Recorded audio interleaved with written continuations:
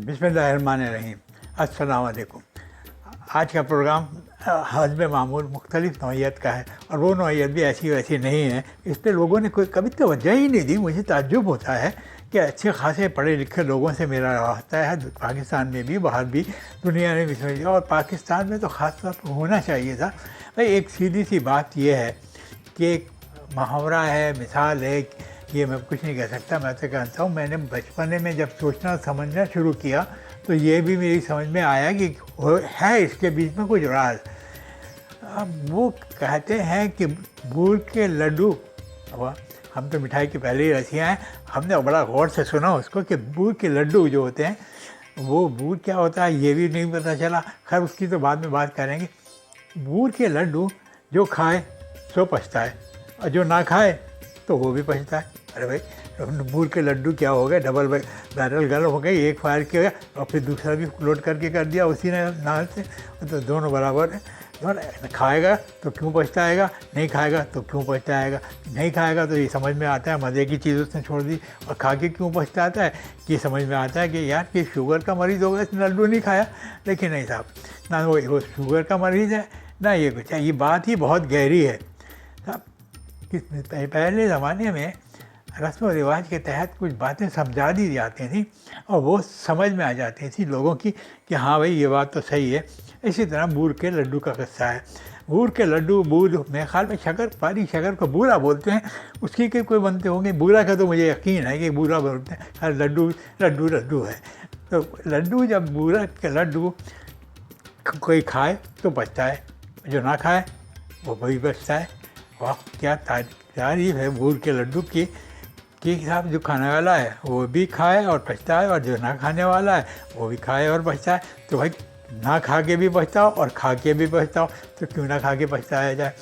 तो इसकी बात जो समझ में आई वो ये थी कि एक साहब जो अपने आप को रहीम चहीम और ताकतवर और बड़े गुड लुकिंग और पैसे वाले भी थे, और बहुत अदाएँ भी उनकी दिलफरेब की होती थी, और एक मजमा लगा रहता था उनके चारों तरफ, ख़वातीन का भी और मर्दाना भी, कि भाई ये तो बड़ी चीज़ है, हैंडसम आदमी है, खूबसूरत आदमी है, इनके साथ लगे रहो, कभी इनको फिल्म का चांस मिलेगा तो हम भी लग जाएंगे। वो आदमी अपनी समझ के रियाज से उनके साथ लगे होते।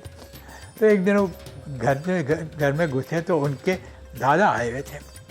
उन्होंने कहा, बोला इधर आओ मियाँ, क्या कर रहा हो, क्या नहीं कर रहा। उन्होंने कहा, सर मैं पढ़ लिख लिया, आजकल नौकरी की तलाश में हूँ। कहने लगे, ये बेकार की बातें छोड़ो, नौकरी तुम करोगे, तुम्हारे ख़ानदान में किसी ने की है नौकरी। उन्होंने कहा, दादा वो कब ज़माना बदल गया। कहने लगे, क्या बदल गया, मुझे भला समझाओ क्या बदल गया। क्या आजकल के बच्चे दुमदार होने लगे हैं, क्या सींग निकल आए हैं, वही नस्ल है। जो कहने लगे नस्ल बदल गई। कहाँ से नस्ल बदल गई। चलो खैर, वो सुनता रहा बेचारा, गर्दन झुका के, बड़े अब्बू हैं, इनको बोलूँ तो क्या बोलूँ। खैर जी फरमाइए। कहने लगे, तुम जाओ अपने अब्बा से बोलो मैं ही बुला रहा हूँ। वो बेचारा घबरा के भागा और अब्बा को जाके कहा, अब्बा, दादा अब्बा आपको बुला रहा है।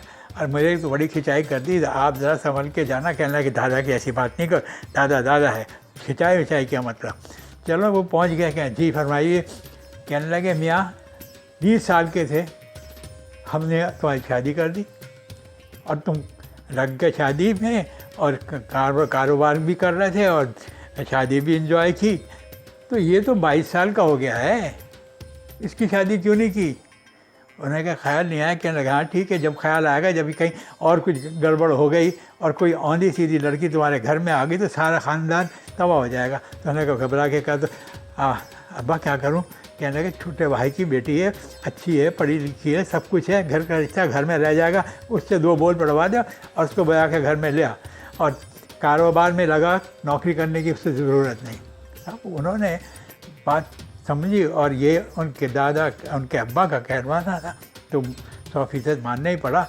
उसके बाद उनकी शादी हो गई ख़ानदानी में, और वो घर बस गया, और ऊपर कमरे घर में जो बने हुए थे उनमें से 2 कमरे भी अलाट हो गए उनको, और वो घर बस गया। अब घर बसने के बाद जो परेशानियों में मुब्तला हुए हैं वो हीरो साहब, वो सर पे कंघा करना तो कंघा सर पे बाल ही नहीं रहा है। इतना काम पड़ा, इतनी मुश्किलें आईं, इतनी औलादें आईं कि वो सब इसी चक्कर में रह गए और यही करते रहे।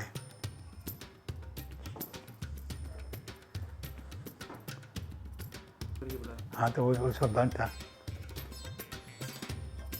तब उनकी तो जो जितने अरमान थे वो घरदारी और घर के और बच्चों को तालीम और तरबियत और इलाज मुआवजा और दुनिया भर के जो झगड़ा शादीशुदा बंदे के सर पे होते हैं उसमें वो इन्वॉल्व हो गए। अब ज़िंदगी गुजरती रही और जो तो इनके दूसरे दोस्त थे जो कहते थे बूढ़ के लड्डू मैं तो नहीं खाऊंगा कभी भी ज़िंदगी भर, तो उन्होंने खाए भी नहीं। ये अपने बच्चों में और ख़ानदान में रह गया और वो बेचारे अपने अकेली ज़िंदगी गुजार रहे थे। कुछ मुश्किल हो जाती तो परेशानी को बताते नहीं, कहने लगे यार बड़े आराम की ज़िंदगी है मेरी, मैं जो मर्ज़ी आता है खाता हूँ, जो जब दिल नहीं चाहता ना नहीं खाता, जब डॉक्टर के यहाँ जाना होता है तो चला जाता हूँ, नहीं चलाता तो डॉक्टर को बुला लेता हूँ, क्या फिर करे, मैं बड़े आराम से ज़िंदगी गुजार रहा हूँ। तो उन्होंने कि ज़िंदगी बड़े आराम से गुजारने का बाद ऐलान कर दिया।